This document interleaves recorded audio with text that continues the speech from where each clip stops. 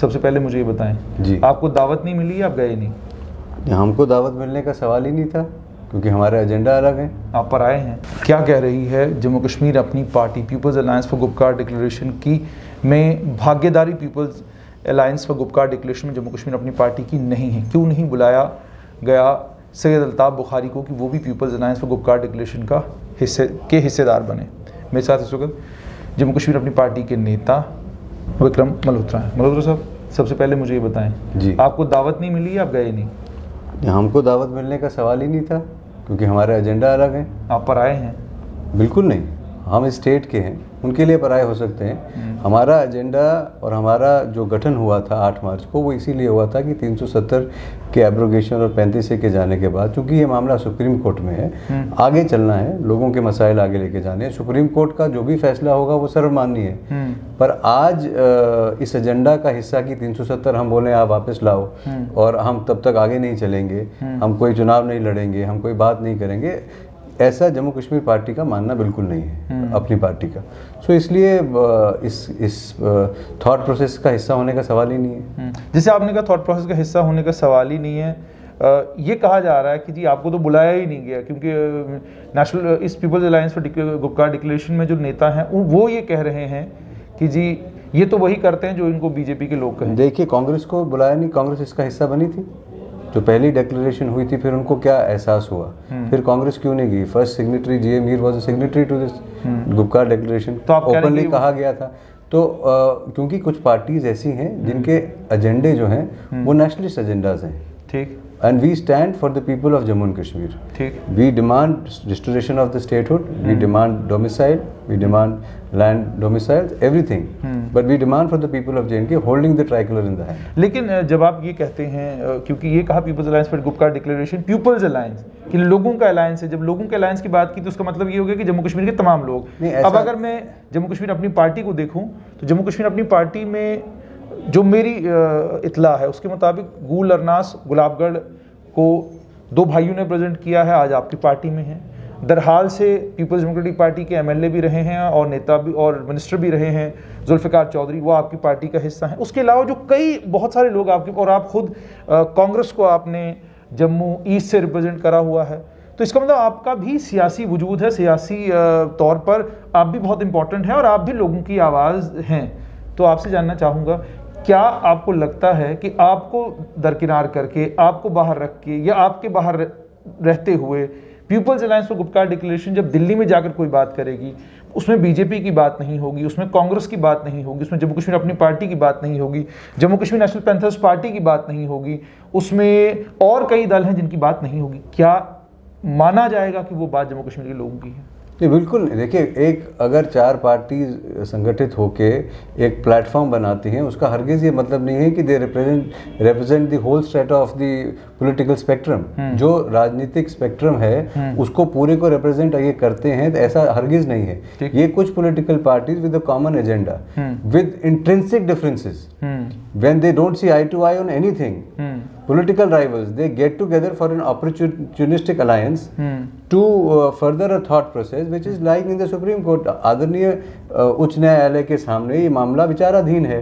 ये कह रहे हैं कि हम इस वक्त ये लोग, अगर ये लोगों को वर्गलाने की बात नहीं है तो उसके अलावा क्या है कि एक मामला जिसपे ना तो सुप्रीम कोर्ट के अलावा कोई डिसाइड कर सकता, ना तो हिंदुस्तान की पार्लियामेंट के अलावा, पर एक सिचुएशन से बचने के लिए कुछ लोग इकट्ठा हो जाते हैं और उसको एक नाम दे देते हैं पीपल्स डेमोक्रेटिक, वो हरगिज पूरे स्पेक्ट्रम को रिप्रेजेंट नहीं करता। कुछ लोग तो ये भी कह रहे हैं कि जम्मू कश्मीर अपनी पार्टी का जिस तरीके से वजूद में जिस तरीके से आई है, थ्रेटन फील कर रहे हैं बाकी तमाम जितनी भी जमातें हैं, और उनको अपना जब सियासी वजूद सुकड़ता हुआ नजर आया तो उन्होंने कहा चलो एक प्लेटफॉर्म पर इकट्ठे हो जाते हैं, कम से कम हमारा सियासी वजूद तो बच जाएगा। ठीक है, ये एक हिस्सा हो सकता है उस बात का, पर एक जो कॉमन परसेप्शन जम्मू कश्मीर के लोगों के बीच में थी, खुसूसन कश्मीर वैली को ये लोग रिप्रेजेंट करते हैं, जितनी रीजनल पार्टीज इसमें इकट्ठा हुई हैं, जम्मू बेस्ड कोई रीजनल पार्टी, चाहे पैंथर पार्टी का नाम ले लें या और छोटी कोई पार्टी हो या नेशनल पार्टी, कोई इसका हिस्सा नहीं बनी।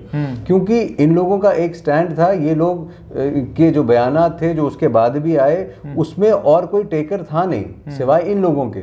सो उस फेस सेविंग के लिए ये लोग इकट्ठे हुए हैं, और लोग समझते हैं कि आज जो भी डिलीवर होगा इन टर्म्स ऑफ 370 या 35A के रिवर्सल का, वो पार्लियामेंट और सुप्रीम कोर्ट करेगा, उनका फैसला, इनका कोई स्टेक उसमें होगा नहीं। सो हमारा ये मानना है बड़ा क्लियरली कि जम्मू कश्मीर अपनी पार्टी का एजेंडा इनसे हटके है, इसीलिए हम वो बात करते हैं जो बात ये लोग सब लोग नहीं करते, और इनको अब फेस सेविंग के लिए चाहिए, और इसलिए आज ये इकट्ठे हुए हैं।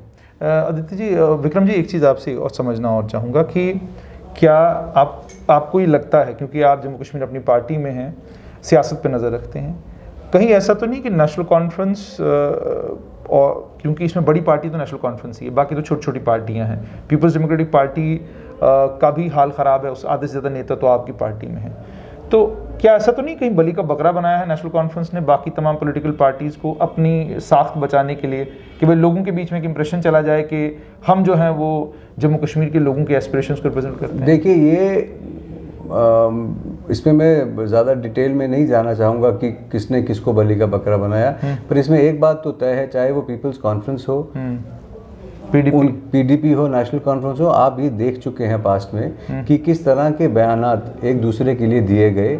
जब पीपल्स कॉन्फ्रेंस के चेयरमैन पे अटैक हुआ, वर्बल अटैक हुआ नेशनल कॉन्फ्रेंस का और नेशनल कॉन्फ्रेंस का उन पे, तमाम तरह की जो ये टेंजेंशियल डिफरेंसेस इनके थे वो हमेशा से रहे हैं, चाहे वो पीडीपी हो, चाहे पीडीपी ने जो सरकार में वजूद में आए वो नेशनल कॉन्फ्रेंस के खिलाफ चुनाव लड़के बात करके अवामी नेशनल कॉन्फ्रेंस, आज अवामी नेशनल कॉन्फ्रेंस हो, चाहे सीपीएम हो, मेरा यही मानना है कि ये लोग समझ रहे हैं कि आज ये सब जो इकट्ठा हुए हैं, किसी कश्मीरी कॉज को लेके या कश्मीरी इंटरेस्ट को लेके नहीं, या अपनी राजनीति को बचाने के लिए, जो इनको नजर आ रही थी कि जो कल तक प्री 53 मांग रहे थे, आज कैसे यूटी की प्रेजेंट जो सिनेरियो है पॉलिटिक्स का, उसमें चुनाव में वोट मांगेंगे, तो वो कहाँ अपने एजेंडाज को, सेल्फ रूल के एजेंडा को, अचीवेबल नेशनहुड के एजेंडाज को रखेंगे।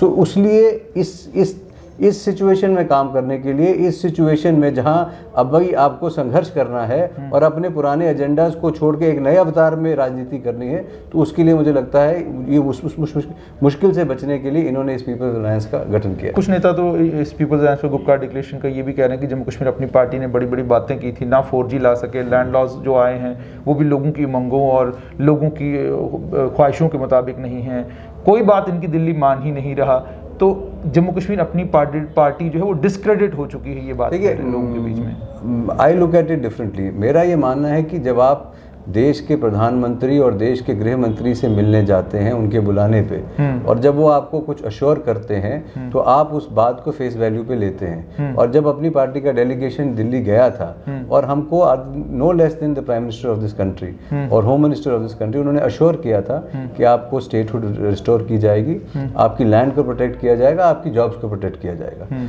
और जहाँ तक जॉब्स की प्रोटेक्शन थी, जब पहला डोमिसाइल आया उसमें नहीं थी, आवाज़ें उठी, किया गया।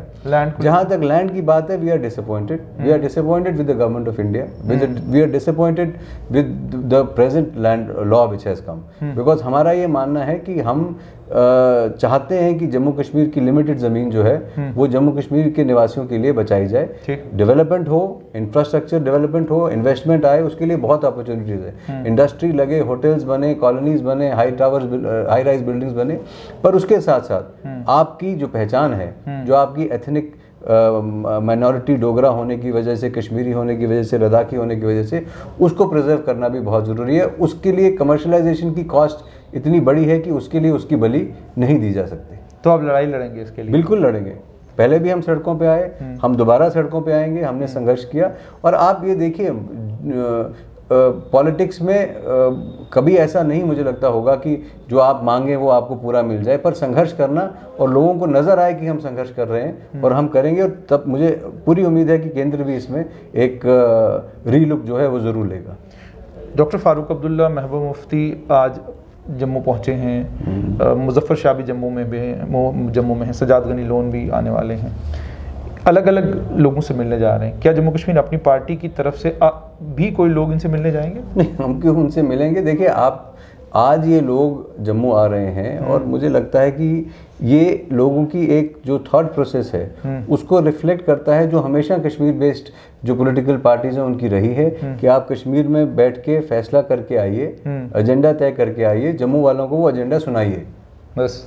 अगर जम्मू वाले इतने इंपॉर्टेंट होते तो मुझे लगता है जम्मू इन तमाम पॉलिटिकल पार्टीज की जो लीडरशिप जम्मू में भी है, जब गुपकार डिक्लेरेशन साइन हुआ था उस वक्त उनको वहां बुलाया जाता, उनसे उनका माइंड लिया जाता और उसको भी उसकी तर्जुमानी इस डॉक्यूमेंट में की जाती। अब एक डॉक्यूमेंट बन गया, उसका एजेंडा बन गया, अब जम्मू में आके वो अनाउंस करेंगे। और यही तो फ़र्क है जम्मू कश्मीर अपनी पार्टी और इन रीजनल पार्टीज़ में, क्योंकि जम्मू कश्मीर अपनी पार्टी का ये जब लॉन्च हुआ था कश्मीर में, similarly parallel next day launch हमने जम्मू में रखा था। हम चाहते थे कि जम्मू के लोग भी ये महसूस करें कि ये रीजनल पार्टी ना होके एक जम्मू कश्मीर स्टेट की पार्टी है, यूनियन टेरिटरी की पार्टी है। तो आज जो भी फैसले जम्मू में लिए जाते हैं, अब BDC को लेकर फैसला, बुखारी साहब पहले जम्मू आ रहे हैं, फिर कश्मीर भी जा रहे हैं। तो क्या DDC के चुनाव लड़ेंगे आप? बिल्कुल लड़ेंगे।